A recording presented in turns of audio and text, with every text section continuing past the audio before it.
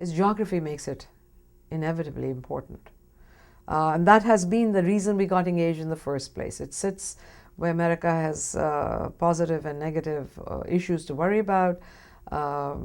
It sits in a neighborhood where our interests have been directly involved: Afghanistan, the former Soviet Union, now Russia, China, India.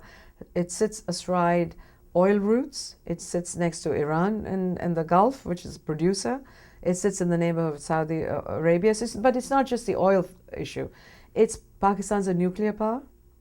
It's a country that has, on the one hand, collapsing infrastructure, on the other hand, extraordinary talented population. And it has channeled some of that talent into creating a nuclear weapons capability. So it's important for that reason, because you don't want those things to go off track. It's important because it is a large Muslim country. And if the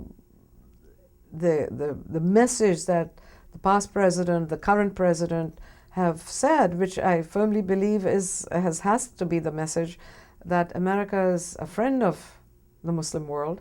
You cannot but have good relations with a country as important as Pakistan in that world. I have found on both sides that there are people with vision, people with commitment, who want to get beyond the wretchedness of the past 64 or 5 years and want a new chapter. Sometimes the problem has been that despite all good intentions, the two countries have not been on the same page at the same time.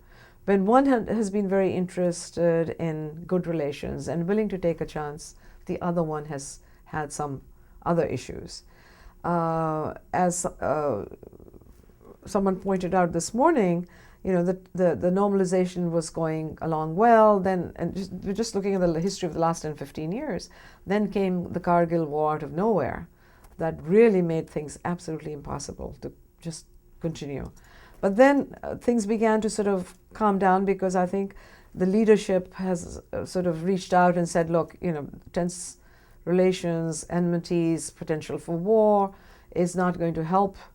Then the bad guys have stepped in, and what happened in Mumbai, which gives those with the least interested in good relations, not just in terms of the population at large, but within the governmental hierarchies, the final say in destroying the relationship, which I think has again caused both governments to sort of say, wait a minute, should we not try and get past this in order to not have the bad guys get the final say in peace between the two countries?